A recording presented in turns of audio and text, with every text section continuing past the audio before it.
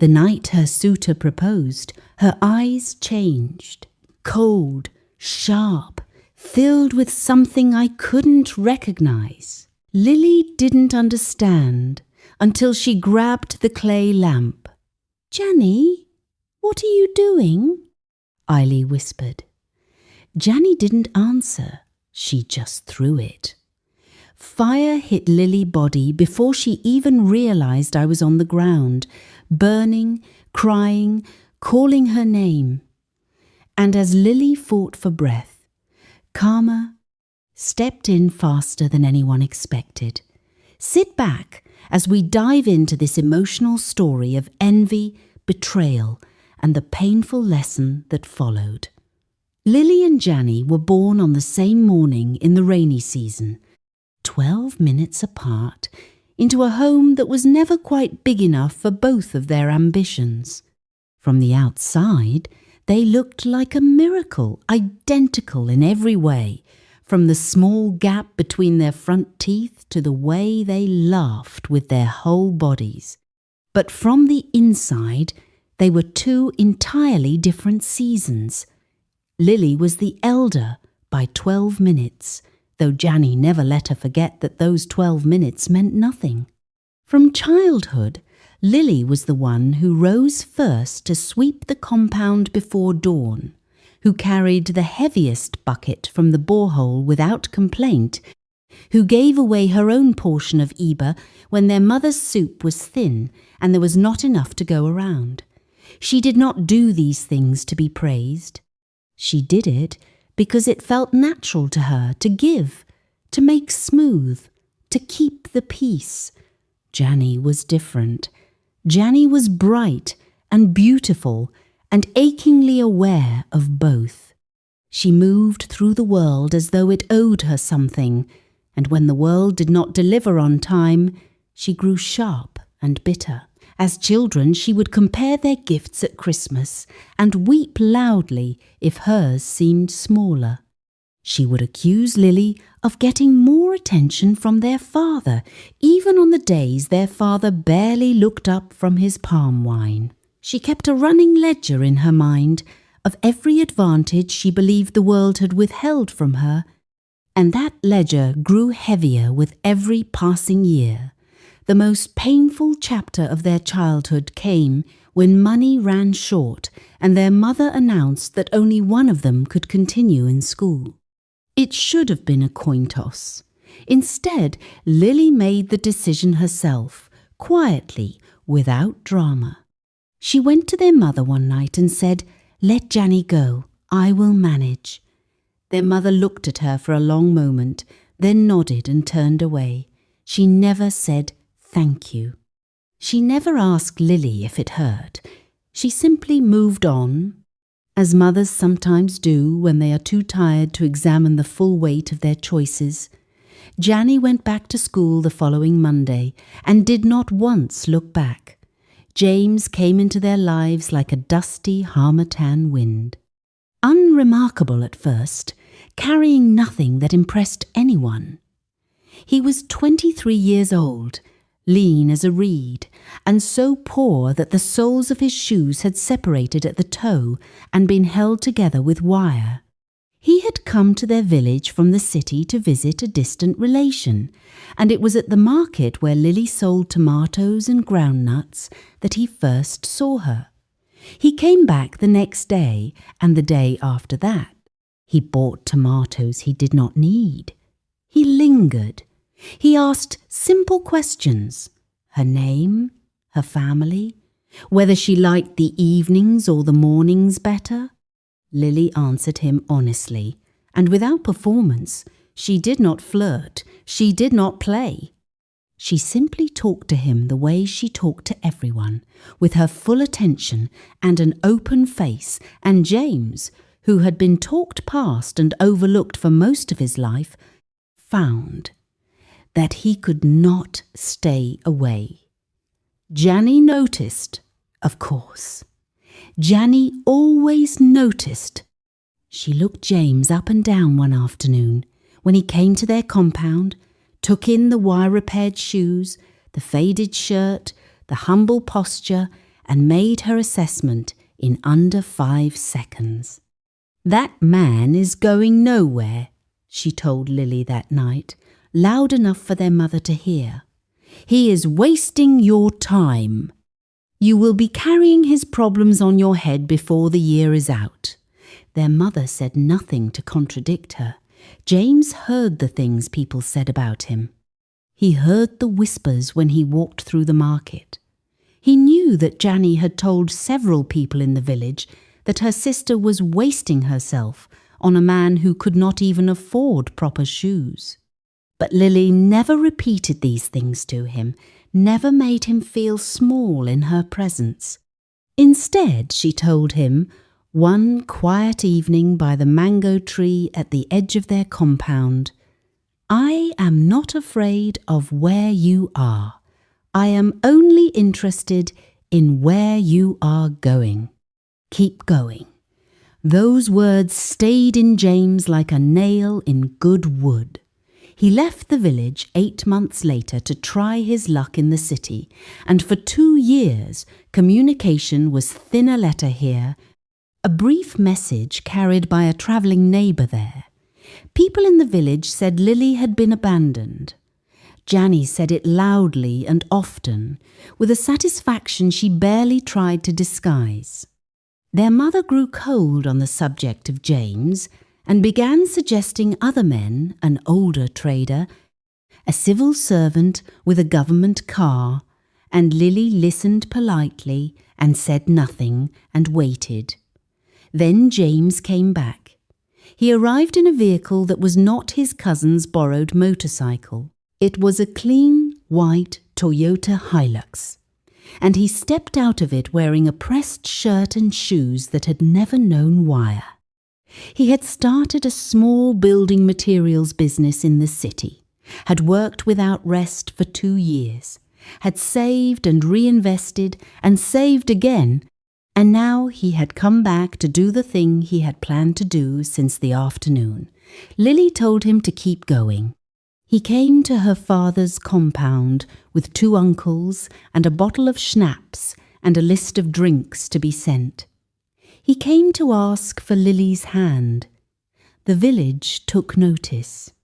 The compound filled with people who suddenly remembered they had always liked James.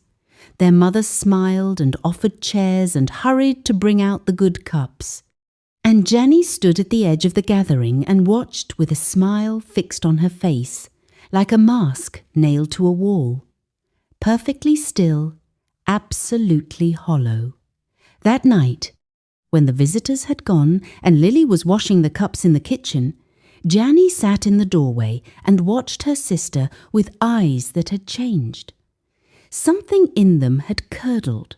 The 12 minutes were nothing, she had always said. But James's Hilux had changed the mathematics entirely. The campaign began slowly, the way termites work invisible at first, then suddenly structural. Within the first week after James's visit, Janny began to plant seeds of doubt everywhere she could reach. She pulled aside women at the market and lowered her voice to say that Lily had been visiting a herbalist on the far side of the village, that there were things she had done in secret to tie James's destiny to hers. "I am only telling you because I am worried," she would say, pressing their hands, eyes wide with manufactured concern.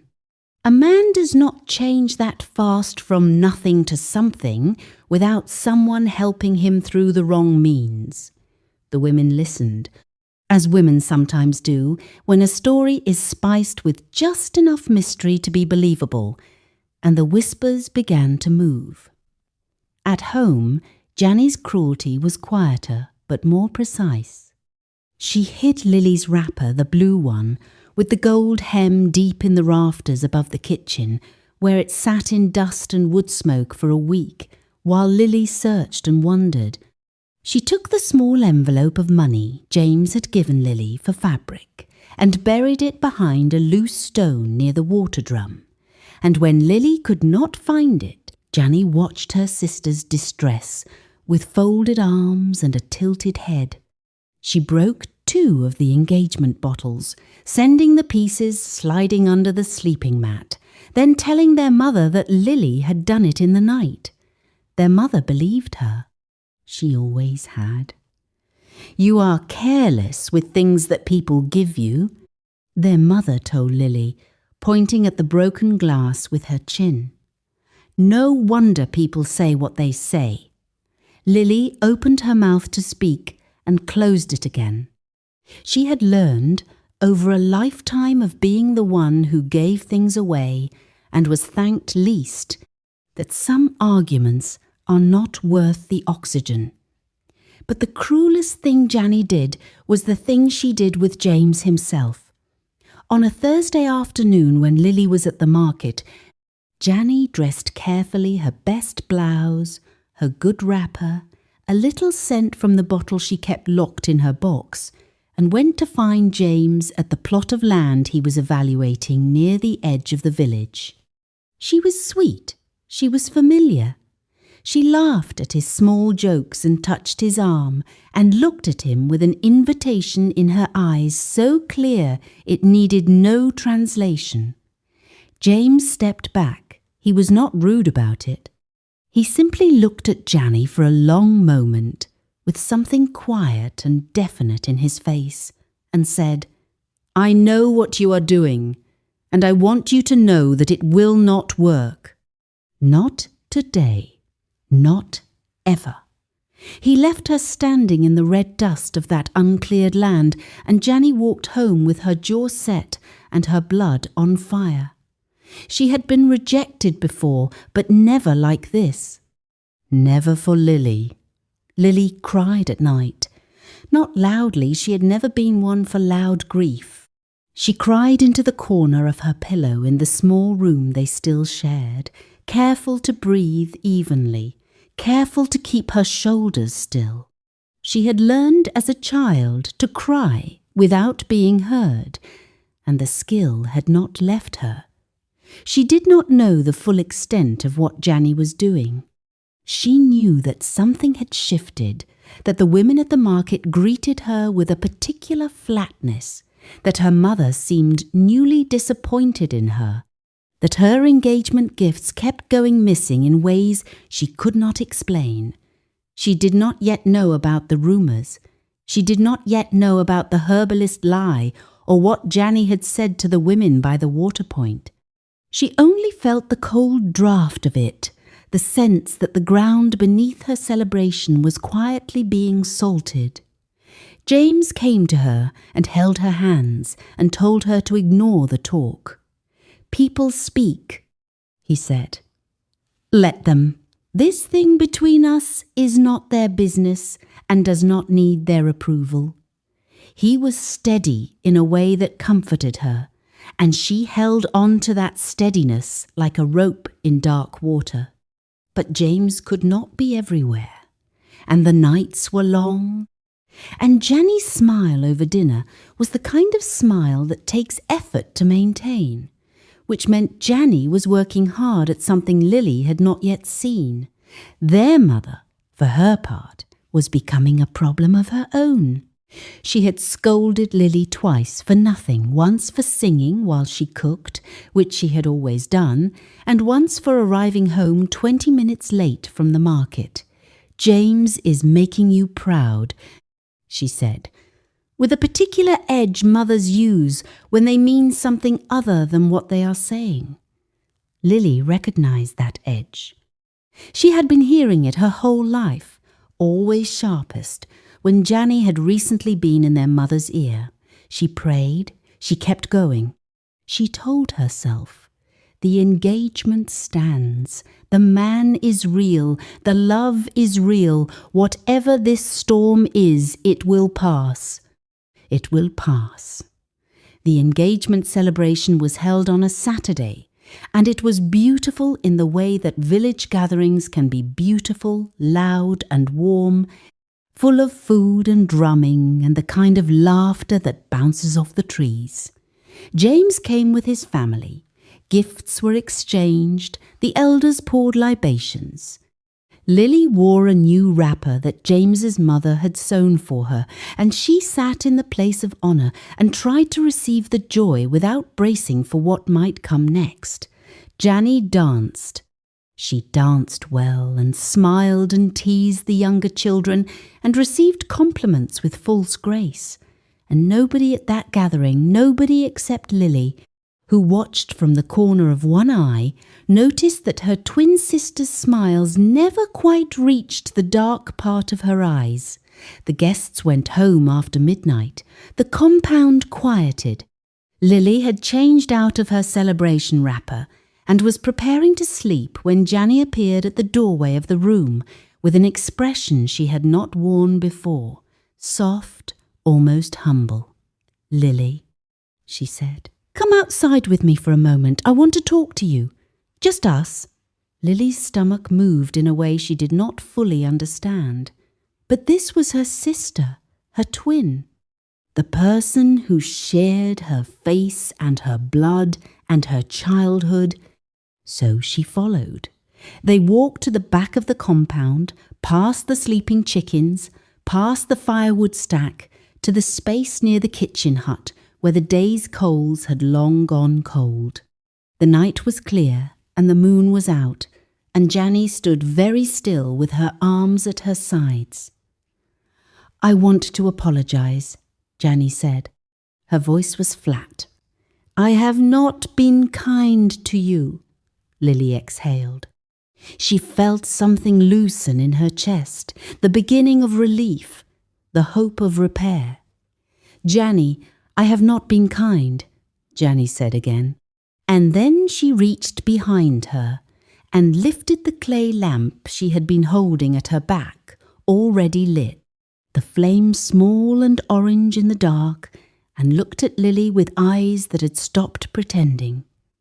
"You always get everything," she said, and she threw it. The fire caught the hem of Lily's wrapper first, then moved with a speed that did not seem possible. Lily screamed. She screamed and spun, and the flame moved with her. The cry that left her body was not a word, it was something older than words, a sound pulled from the deepest room of her. Neighbours heard it through walls, dogs heard it and barked. The compound lurched awake. Janny stood and watched. She stood and watched for 3 full seconds, long enough for the fire to be real and irreversible, long enough for what she had done to be complete. And in those 3 seconds, something she had not calculated happened. The oil from the lamp had travelled further than she intended. A line of fire snaked across the dry ground and found the kitchen hut, and the thatched roof took the flame like a gift. The kitchen hut went up fast. The dry season had been long. The thatch was weeks from being replaced, and the wood of the supporting beams was old. The fire moved from the hut to the eave of the main house before anyone had found water. People were running now, neighbours, from 3 compounds over, their father's brother who lived down the path, the night watchman from the church 2 streets away, and Janny ran inside. It was the money she thought of first. The small strong box she kept under her sleeping mat, the one containing the savings she had been guarding for 3 years, the market capital she had built and hoarded and never once shared. She ran into the smoke and the light and the heat and went straight for the room. She found the box. She was turning to leave when the ceiling beam above the doorway gave way. It did not fall on her completely, but it fell enough. The burning wood caught her left shoulder and the side of her neck and her hair, and the force of it drove her to the floor, and the box flew from her hands and spilled its contents across the smoking ground. She screamed. Now it was Janny screaming. Outside, neighbours had smothered the fire on Lily's wrapper with a blanket and a bucket of water, and they held her now on the ground, speaking fast, telling her to stay still. Keep still. Do not move. Lily's left arm and side were burned, the skin there red and terrible. But she was breathing. She was conscious. She was alive. When they heard the second screaming from inside the house, 2 men went in and pulled Janny out. She came out with her clothes half gone on the left side, her hair on one side singed to the scalp, her shoulder bearing a burn that would never fully heal. The strong box was gone. The money was ash. The room was gutted. The compound stood in the night and looked at what had been done. Their mother fell to her knees in the dirt. Not beside Janny, not beside Lily. She simply fell and put her hands over her face and made no sound. The fire she started had come home. They were taken to the district hospital in 2 separate vehicles, and even in the chaos of that night, people noted the difference. Lily went in the arms of James, who had been sleeping in the guest house of a neighbour, and came running when the news reached him, barefoot, still tying his wrapper. He held her hand in the vehicle and spoke to her in a low, continuous voice. Just her name, over and over, as though keeping her tethered to it. Janny went in the back of a stranger's truck, attended by their mother, who held her daughter's good hand and wept the whole way without speaking. In the hospital, they were placed in adjacent wards, a cruelty or a mercy, depending on how you looked at it. Lily's burns were serious. The doctor said she would heal, but slowly, and there would be scarring on her arm and left side. James sat beside her bed and held the hand that was undamaged and did not speak of anything except what was ahead of them. He did not say, "I will still marry you." He said, "When you are well enough, we will go to the registry and do this properly. I do not care about the ceremony anymore. I only care about you being my wife." Lily turned her face toward the wall and cried not from pain, but from the exhausted relief of being loved without conditions. Janny was worse. The burn on her neck and shoulder was deep, and the doctor said her mobility on that side would be affected for a long time. Her hair had to be shaved on the burned side. She lay in her bed and looked at the ceiling with eyes that had gone very quiet. The anger was gone, and what was left underneath it was so much worse. It was emptiness.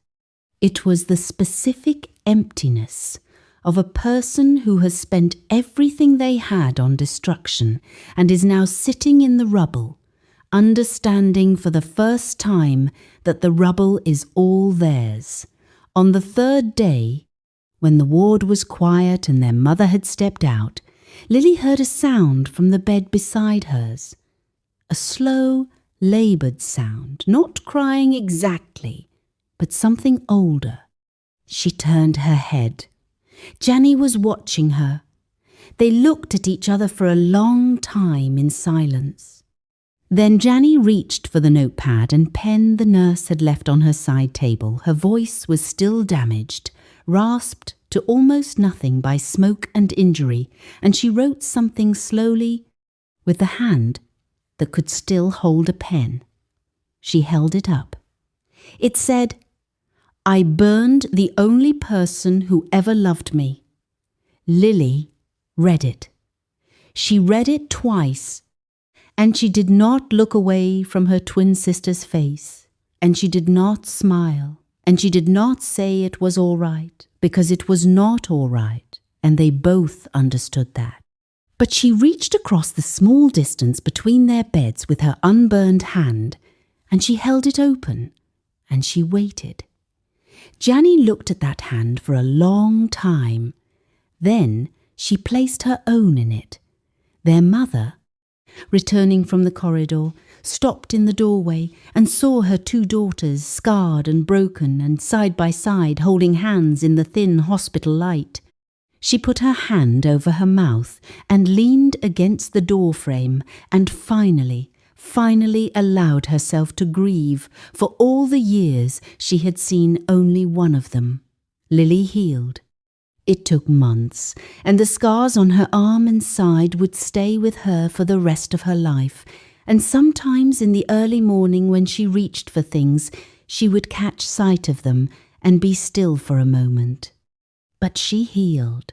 She and James were married quietly in the office of the district registrar on a Tuesday morning in the dry season, with 2 witnesses and no ceremony. Lily wore a simple yellow dress. James wore a pressed shirt. They signed the papers and walked out into the light and stood on the steps for a moment without speaking, and then James took her hand and they went to begin the rest of their lives. They left the village, not in anger, but in the quiet way of people who understand that some soil has been too worked over to grow anything new. They settled in the city, where James's business continued to grow, where Lily started a small tailoring shop that became, in time, a real business of its own. Janny lived with their mother.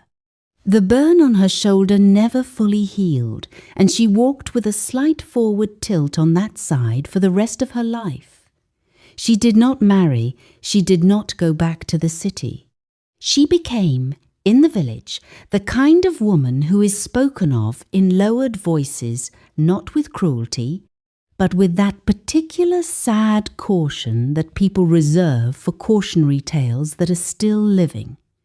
They say she sat on the step of the compound most evenings, watching the path, in the way of someone who is not expecting anyone, but has not yet stopped hoping. Their mother lived with the guilt the way old people live, with old injuries present every day, tolerable on good days, unbearable on bad ones. She never forgave herself for the years she spent looking past Lily to see Janny. And Lily, who was, in the end, who she had always been, forgave her anyway. There is a lesson in all of it, though it is not a comfortable one. Jealousy is a fire that does not stay where you throw it. It travels. It finds the driest thing it can reach, and it burns that thing down. And if you are not careful, if you are not fast enough, if you do not run from what you yourself have started, it will take you with it. The person you are trying to destroy is often the person who first helped you stand, and the fire you light for someone else will, sooner or later, come home. It always does. If this story touched your heart, don't forget to subscribe to our channel and hit that notification bell so you never miss our next powerful story. We bring you real-life stories of struggle, survival, and triumph that will inspire you, move you, and remind you of the strength within you. Coming up next, we have another incredible story that will leave you speechless. You won't want to miss it. Like this video, drop a comment below and tell us what moment in this story resonated with you the most. Have you or someone you know faced a situation where neighbours or community turned their backs when help was needed most? Share your thoughts. We read every single comment. See you in the next video. God bless you. Don't forget to subscribe and turn on notifications.